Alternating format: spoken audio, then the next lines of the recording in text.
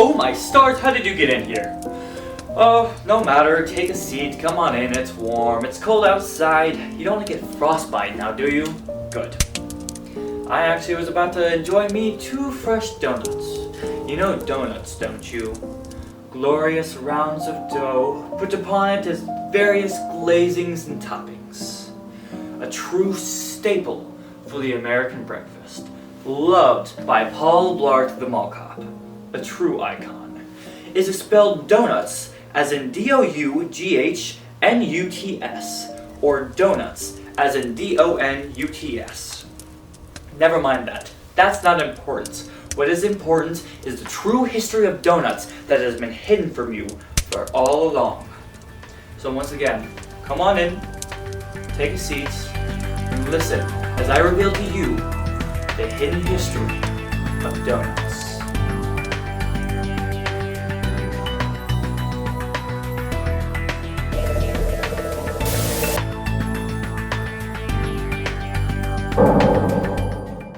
What we know is true is that these deep-fried miniature cakes of glory were initially introduced to us by the Dutch.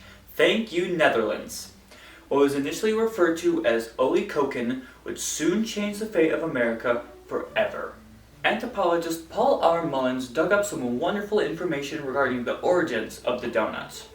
What he found was that the believed inventor of the donut was a 16-year-old Dutch boy by the name of Hansen and Tenman Gregory. His mother, Elizabeth Gregory, would send him off with often misshaped little dough balls.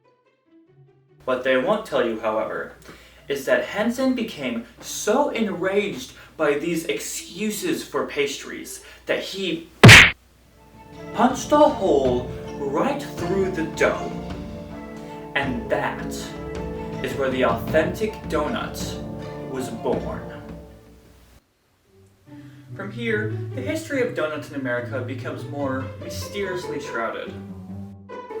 The donut became an astounding and fantastic piece of New York culture. However, it was more seen as a rare treat only taken part of when going out in the town. Glaze went flying in the year 1937, and ironically, it didn't even happen in New York. No. In Winston-Salem, North Carolina, a man by the name of Christopher Cream saw the true potential of the holy dough.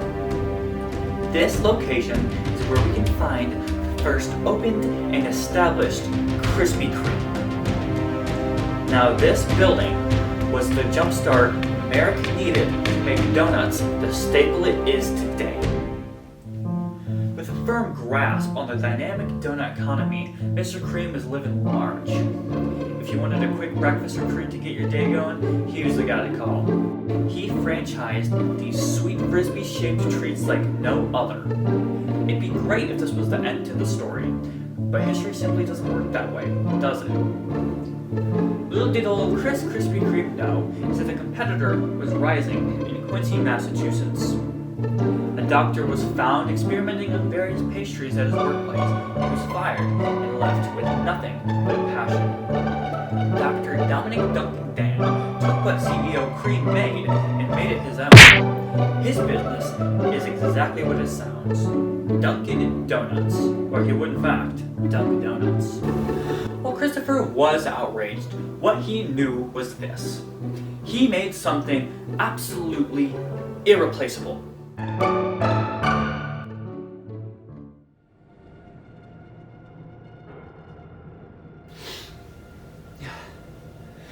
I hope you're still with me, people, because this is where history takes a turn.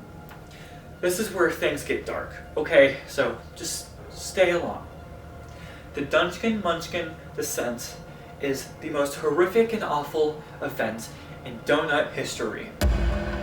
In the early 1970s, Dr. Duncan decided to go against everything Hansen Gregory stood for. Everything that donut ancestors worked for. He decided to bring the holes back. A mistake if there ever was one. Dominic brought a new item to his menu called the Munchkin Donut Hole. I mean, come on. What made him decide this was necessary? It feels so disrespectful to the history of donuts. Anyways, This started a trend of using the middle of donuts for a completely separate treat, and every single donut company out there would follow this shill, useless money scam. And the history of donuts was changed.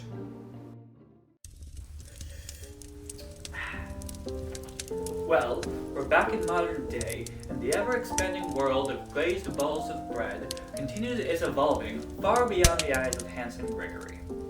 I hope you've all learned something, and I'd also like to leave you with an extra little fun fact to take on the road. It is now known by pro-dough professionals that 1,700 donuts are eaten a second. Don't look that up, it's a true fact, because you can trust me. I'm Mr. Brad Vidd, and I am the historian who will bring justice and the truth.